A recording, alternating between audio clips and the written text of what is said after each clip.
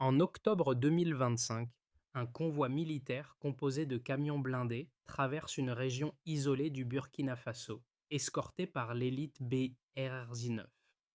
Entre les mines enfouies et les ponts détruits, chaque mouvement est un pari.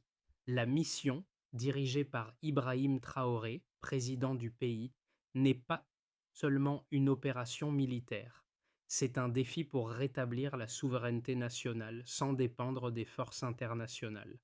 Mais dans un pays dévasté par la guerre et l'isolement, chaque étape du convoi rappelle une question essentielle. Qui protège vraiment la nation quand l'aide extérieure se retire? Le Burkina Faso, plongé dans une guerre civile, lutte pour sa survie. Ibrahim Traoré, élu président en 2022, a pris une décision radicale: faire de l'armée nationale, plutôt que des alliés étrangers, le pilier de la défense du pays. Cette décision marque un tournant dans la politique du Sahel, où les forces internationales, souvent perçues comme inefficaces, se retirent progressivement. Le BRR-19, une unité d'intervention rapide créée sous son mandat, incarne cette vision. Leur mission: traverser les zones les plus dangereuses du pays pour ravitailler les populations isolées et restaurer un semblant de normalité. Mais cette initiative n'est pas sans risque. Si le convoi échoue, les conséquences seront désastreuses: un affaiblissement irréversible de l'autorité du gouvernement et un isolement total de la région.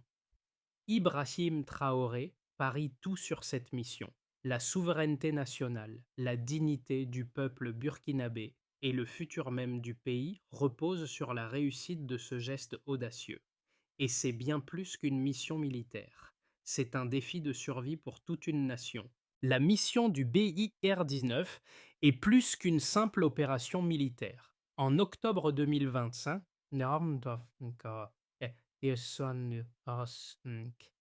après des mois de combats intenses, le convoi militaire doit traverser un territoire dévasté par les extrémistes et les insurgés. Le BIR-19 n'est pas seulement une force armée, il est devenu un symbole d'espoir pour les civils qui ont vécu dans l'isolement total pendant des mois.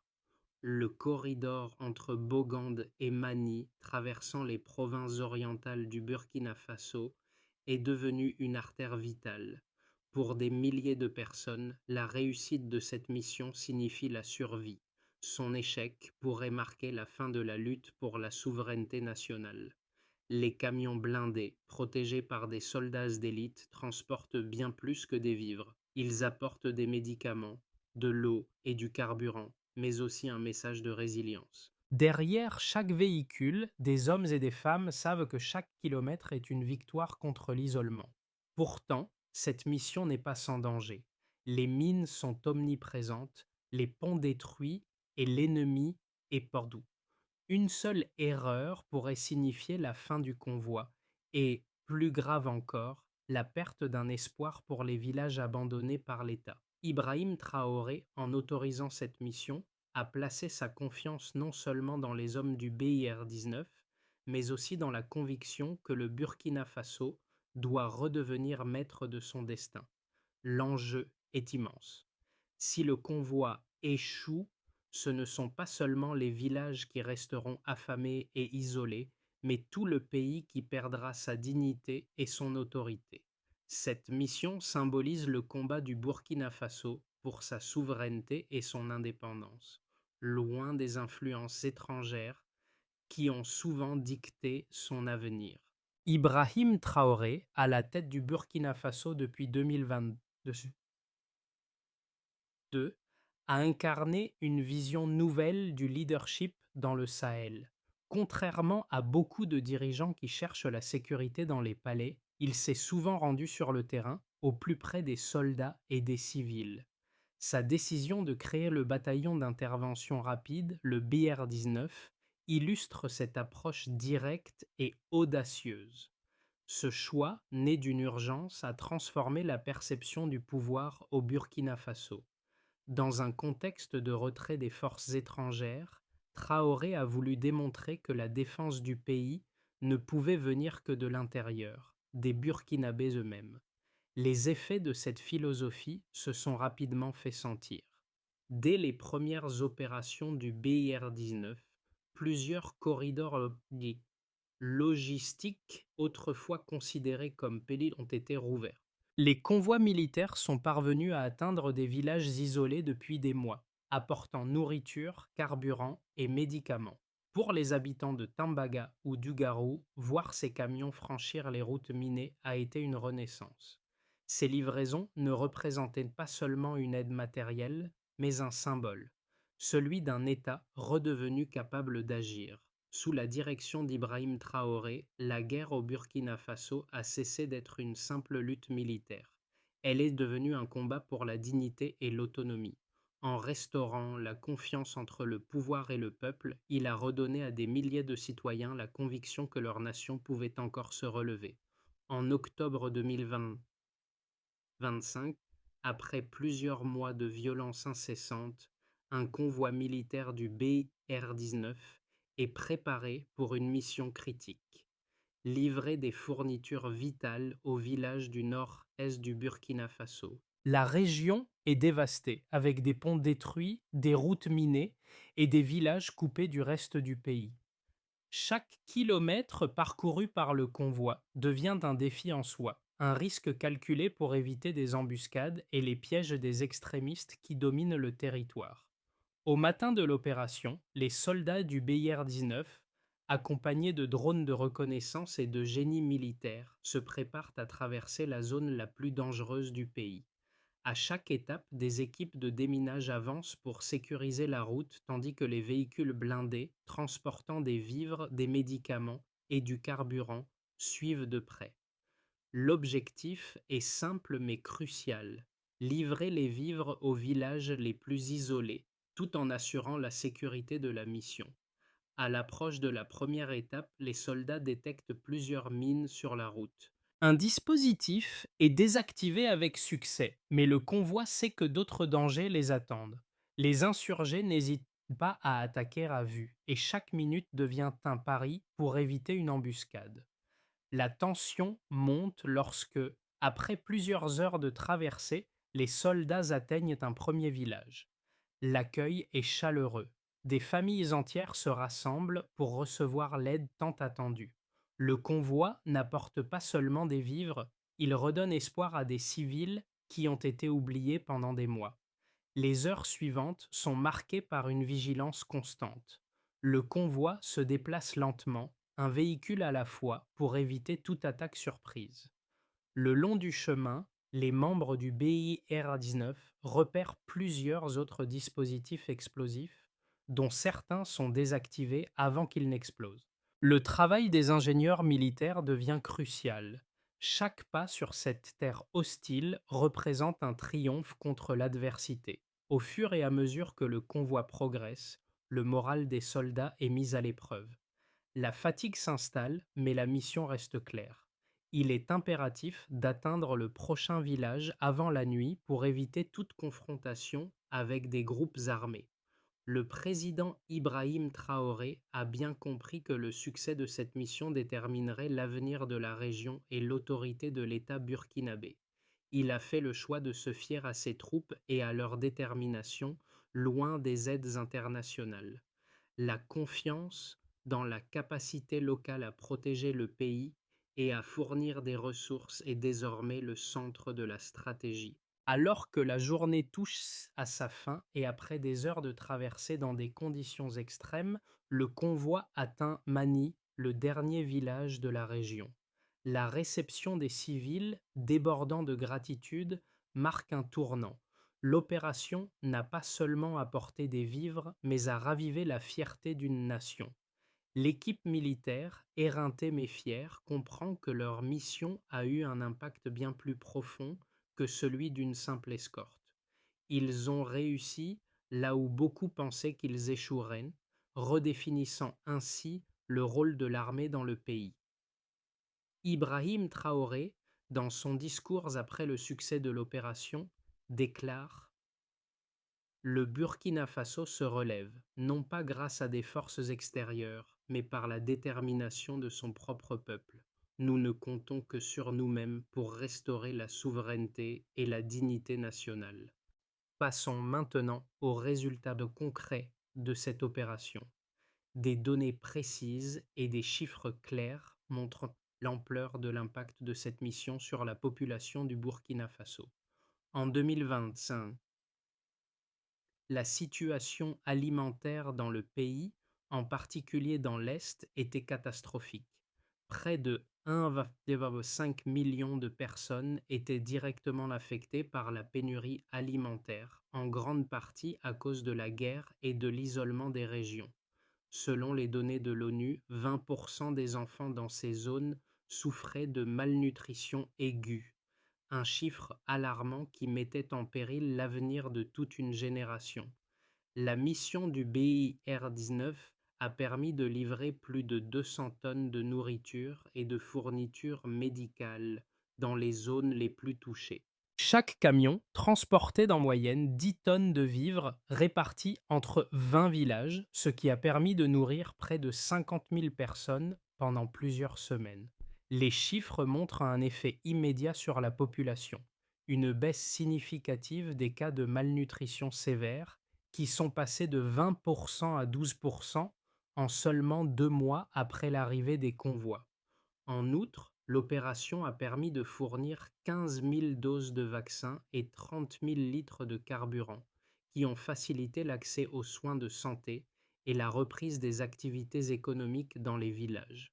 L'impact sur les infrastructures locales a également été mesuré. Avant l'arrivée du BIR-19, la route entre Bogande et Mani était considérée comme impraticable, avec un taux de destruction de 45% des ponts et 60% des routes principales. Après la mission, 80% de la route a été réhabilitée, permettant ainsi un rétablissement du commerce local et une reprise des activités agricoles. Des rapports préliminaires indiquent que l'acheminement de nourriture et de carburant a également permis de faire baisser les prix des biens essentiels dans les régions touchées par la guerre. Par exemple, le prix d'un sac de riz qui avait atteint 150 000 CFA a été réduit à 80 000 CFA grâce à l'approvisionnement en nourriture, ce qui a permis à des milliers de familles d'accéder à des produits de base. Ces résultats ont eu des répercussions immédiates sur la stabilité de la région. Selon les données du gouvernement, les attaques armées ont diminué de 30% dans les zones où les convois sont passés, les civils ayant retrouvé un sentiment de sécurité grâce à la présence militaire et à l'approvisionnement régulier en vivres et médicaments. Le succès de cette mission a démontré que, même dans un contexte aussi difficile, des solutions locales peuvent être trouvées et que la résilience nationale est primordiale pour sortir d'une crise prolongée. En conclusion, cette mission n'a pas seulement permis de sauver des vies humaines et de restaurer un semblant de normalité dans les zones affectées, mais elle a également prouvé que les solutions internes, portées par les forces armées et soutenues par un leadership visionnaire, peuvent apporter des résultats tangibles. La confiance dans la capacité du Burkina Faso à se défendre et à subvenir aux besoins de sa population est désormais plus forte que jamais. Abordons à présent les débats suscités par cette réussite. Le succès de l'opération menée par le BIR-19 a généré une série de débats sur la manière dont le Burkina Faso devrait gérer ses crises et sa défense nationale. Plusieurs analystes et experts en géopolitique ont soutenu que la stratégie de Traoré, qui repose sur l'utilisation de l'armée nationale plutôt que sur des alliés étrangers, était risquée et pourrait exposer le pays à des conséquences graves à long terme. Certains observateurs estiment qu'une dépendance accrue à l'armée locale, sans un soutien international fort, pourrait entraîner une déstabilisation accrue, notamment en cas de contre-attaque des groupes armés plus puissants. D'un autre côté, des partisans de la vision d'Ibrahim Traoré soutiennent que l'autosuffisance en matière de défense est le seul moyen pour le Burkina Faso de recouvrer pleinement sa souveraineté. Ils soulignent que l'inaction de forces étrangères, parfois perçue comme une faiblesse ou une lenteur à intervenir, a laissé le pays dans une situation désastreuse. Ses partisans estiment également que l'armement et l'entraînement des forces locales, combinés à des initiatives de reconstruction nationale, peuvent offrir une défense plus agile et plus en phase avec les réalités locales, au lieu de dépendre de partenaires extérieurs qui ne partagent pas toujours les priorités du pays. Les critiques soulignent cependant que cette approche peut avoir des inconvénients, en particulier en termes de ressources. Bien que le BR-19 ait fait ses preuves sur le terrain, il reste dépendant des ressources internes du Burkina Faso. La capacité du pays à financer et soutenir de telles initiatives à long terme est un sujet de préoccupation. La question de la durabilité des efforts militaires locaux face à des adversaires bien armés et soutenus par des puissances étrangères, notamment les groupes extrémistes, demeure une incertitude. En dépit des critiques, l'argument principal des défenseurs de la stratégie Traoré repose sur un principe fondamental. Le Burkina Faso, en tant que nation souveraine, doit être capable de prendre en charge sa propre défense et de déterminer son propre avenir sans attendre de l'aide extérieure. C'est cette vision qui a guidé la mission du BRDINOS et qui continue de façonner les choix politiques et militaires du pays. Alors que la mission du BR-19 progresse avec succès, un tournant décisif survient. En atteignant la région de Mani, l'impact de l'opération va bien au-delà des simples fournitures. Le convoi a non seulement réussi à approvisionner des milliers de civils en nourriture et en médicaments, mais il a également montré au monde entier qu'une nation, même plongée dans la guerre, peut retrouver sa dignité par ses propres moyens. Ce moment symbolique a marqué un changement de perception, non seulement pour la population burkinabé, mais aussi pour les observateurs internationaux. Le succès de l'opération a révélé une vérité clé. Le Burkina Faso n'est pas totalement dépendant de l'aide extérieure. Le pays a démontré qu'il pouvait organiser et mener des missions d'envergure avec ses propres ressources. Le retour de confiance dans le gouvernement et l'armée a redéfini les attentes vis-à-vis de la souveraineté nationale. Ibrahim Traoré, à travers cette action, a insufflé une nouvelle vision du pouvoir. Un pouvoir qui se construit depuis l'intérieur, avec l'implication active de chaque citoyen et soldat. Les conséquences de l'opération menée par le BR-19 ont été immédiates et profondes, affectant non seulement les zones touchées par la guerre, mais aussi l'ensemble du Burkina Faso. En rétablissant la sécurité et l'approvisionnement dans des régions abandonnées par l'État, le convoi a non seulement sauvé des vies, mais a aussi ravivé l'espoir parmi les civils. La reprise des activités commerciales dans les villages, la baisse du prix des denrées de base et le rétablissement des services médicaux ont tous été des résultats directs de l'opération. Plus de 50 000 personnes ont été directement bénéficiaires de l'aide, mais l'effet a été plus large encore. La confiance en l'État a augmenté, créant un climat de résilience et de solidarité. La mission a aussi permis de montrer la capacité du Burkina Faso à gérer ses propres affaires de manière indépendante. L'armée, dirigée par le BIR-19, est devenue un symbole de souveraineté retrouvée. Cette réussite a convaincu une grande partie de la population que la sécurité et la prospérité du pays ne dépendent pas des puissances étrangères, mais de leur propre engagement. L'isolement des villages a été réduit de 40%, ce qui a permis aux populations de reprendre leur vie quotidienne et d'espérer un avenir plus stable. Cependant, la mission n'a pas été sans coût. La guerre a laissé des cicatrices profondes et la reconstruction reste un défi de taille. Bien que l'approvisionnement en vivres et en médicaments ait été crucial, le pays doit encore relever des défis immenses pour rétablir une paix durable. Le retour de la sécurité dans certaines zones ne garantit pas que d'autres régions ne deviendront pas les prochains points de friction. Les tensions entre groupes armés locaux et forces militaires nationales sont toujours présentes, et des attaques sporadiques ont continué à perturber la stabilité du pays. Le choix d'Ibrahim Traoré de ne pas compter sur les puissances étrangères pour résoudre les problèmes internes du Burkina Faso a non seulement renforcé le nationalisme et la souveraineté, mais a aussi déclenché des discussions sur le rôle de l'aide internationale dans la reconstruction.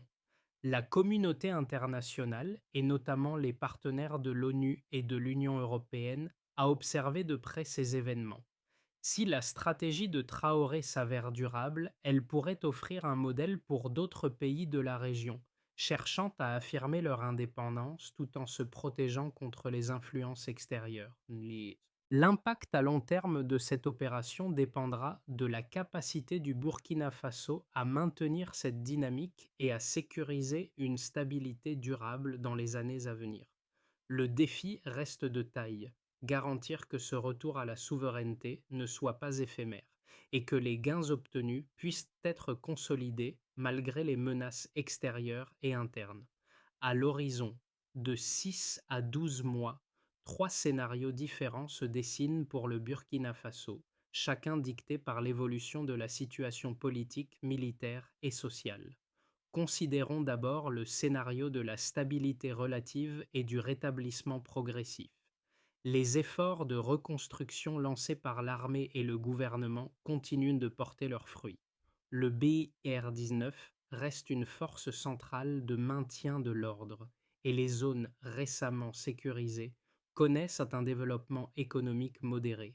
Les infrastructures routières et commerciales se rétablissent lentement et les prix des biens essentiels restent stables. La confiance en l'État est renforcée et des initiatives locales, soutenues par le gouvernement, permettent d'améliorer la situation sanitaire et alimentaire.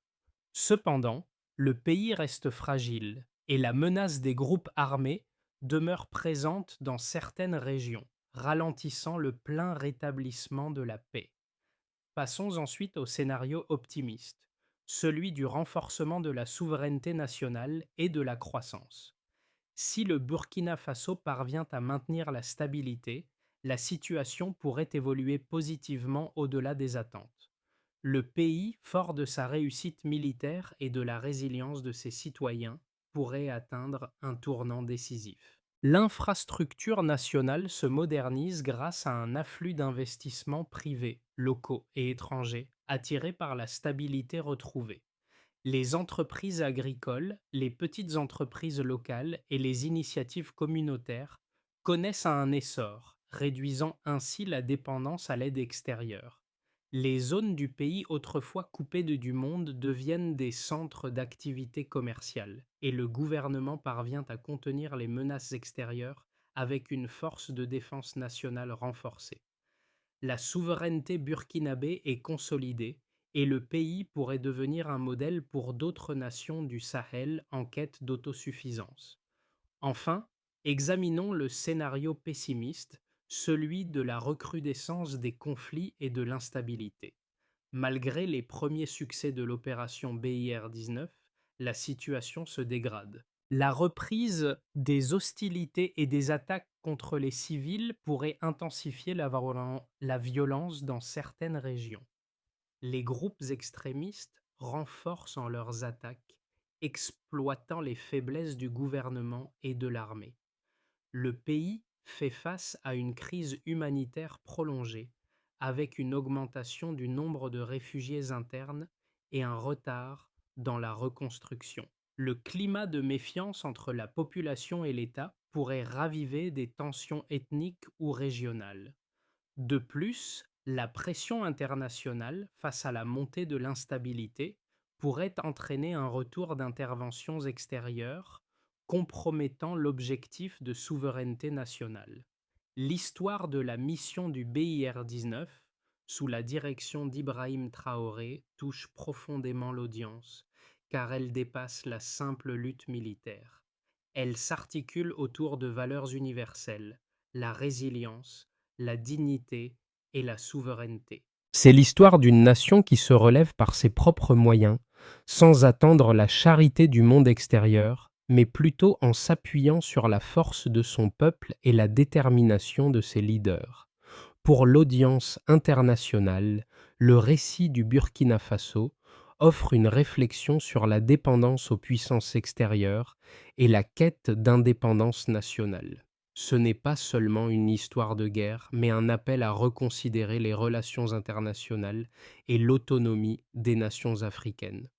La réussite du BIR-19 est le symbole d'une Afrique qui choisit de ne plus être passive face aux crises, mais de devenir l'acteur principal de sa propre défense et de son avenir. Pour le public local, ce récit est bien plus que de l'histoire militaire. Il incarne une promesse. Une promesse que malgré les souffrances, malgré l'isolement, il y a un avenir possible où les enfants peuvent retourner à l'école, où les familles peuvent manger à leur faim, et où l'espoir n'est plus un luxe mais une réalité quotidienne. L'opération du BIR-19 est un signe que même dans l'obscurité, une nation peut se redresser et offrir à ses citoyens la possibilité de rêver à nouveau. Ainsi, cette histoire résonne non seulement dans les foyers du Burkina Faso, mais aussi au-delà, invitant le monde à réfléchir sur la souveraineté, la dignité et l'espoir pour un avenir autonome. Pour assurer une stabilité durable et renforcer la souveraineté du Burkina Faso à long terme, une feuille de route en plusieurs étapes est nécessaire. Cette approche doit s'articuler autour de trois axes principaux: la sécurité, la reconstruction économique et la gouvernance. Commençons par le premier axe, celui de la sécurisation et du renforcement des capacités militaires. La première étape consiste à continuer de renforcer le BIR-19 et les autres forces de défense nationale. Cela implique un investissement dans la formation, le matériel et le soutien logistique afin de garantir que l'armée burkinabé puisse faire face aux menaces futures sans dépendre d'interventions étrangères. De plus, il est essentiel d'assurer la stabilité des régions récemment sécurisées par des missions de maintien de la paix et de prévention des conflits internes. Poursuivons avec le deuxième axe, celui de la reconstitution des infrastructures et de la relance économique. La reconstruction des infrastructures endommagées doit être une priorité. Cela inclut la réparation des routes, des ponts et des écoles, mais aussi la réhabilitation des services de santé. Parallèlement, un programme économique de relance devrait être mis en place pour stimuler l'agriculture, le commerce local et les petites entreprises. La diversification de l'économie à travers l'exploitation responsable des ressources naturelles pourrait jouer un rôle clé dans cette relance. Terminons par le troisième axe, celui de la gouvernance et du renforcement de l'état de droit. Pour que cette transition soit réussie, le Burkina Faso doit également renforcer ses institutions de gouvernance. Il est primordial de lutter contre la corruption et de promouvoir une transparence totale dans la gestion des ressources nationales. Le renforcement de l'état de droit et l'engagement dans un processus démocratique inclusif permettront de solidifier la légitimité du gouvernement et d'assurer une stabilité politique durable. Ces trois axes doivent être poursuivis de manière concertée, avec un soutien continu de la part des citoyens, des forces de l'ordre et des institutions internationales, tout en préservant l'autonomie du pays. La mission du BI-IRG-9, menée sous la direction d'Ibrahim Traoré, représente bien plus qu'une victoire militaire. Elle symbolise la force d'un peuple qui, malgré l'adversité, choisit de se relever. Dans les villages où le convoi est passé, les visages des civils témoignent d'un espoir retrouvé. Le retour des vivres, des médicaments et des ressources essentielles n'a pas seulement redonné de la nourriture à des corps affamés, mais aussi de la dignité à une nation tout entière. Pour Ibrahim Traoré, cette mission n'est pas simplement un acte de défense nationale. Elle incarne sa vision d'un Burkina Faso souverain, capable de s'autosuffire et de se reconstruire. Ce n'est plus le pays dépendant de l'aide extérieure, mais un pays qui prend son destin en main, un pays où l'espoir n'est pas un rêve lointain, mais une réalité quotidienne. À chaque étape de ce chemin, les Burkinabés ont prouvé que, même dans les moments les plus sombres, la lumière peut revenir. Cette opération est une promesse. celle que l'Afrique peut et doit se reconstruire elle-même avec ses propres ressources, ses propres soldats et ses propres leaders. Le Burkina Faso, par ce geste audacieux, a redéfini ce que signifie être une nation souveraine. Le parcours du Burkina Faso est un exemple puissant de résilience et de courage. Alors que les défis restent nombreux, chaque pas vers l'indépendance et la souveraineté du pays renforce la conviction qu'un avenir meilleur est possible. Cette histoire n'est pas seulement celle d'une nation en guerre, elle est celle d'un peuple déterminé à reprendre son destin en main. Le Burkina Faso nous rappelle que, même dans les moments les plus sombres, il existe une force collective capable de transformer l'adversité en opportunité. Aujourd'hui, le monde entier regarde. Les autres nations du Sahel et au-delà peuvent n'aller tirer des leçons de cette bataille pour l'autosuffisance et la dignité. À travers la lutte de Traoré et du BR-19, une nouvelle vision de la souveraineté prend forme.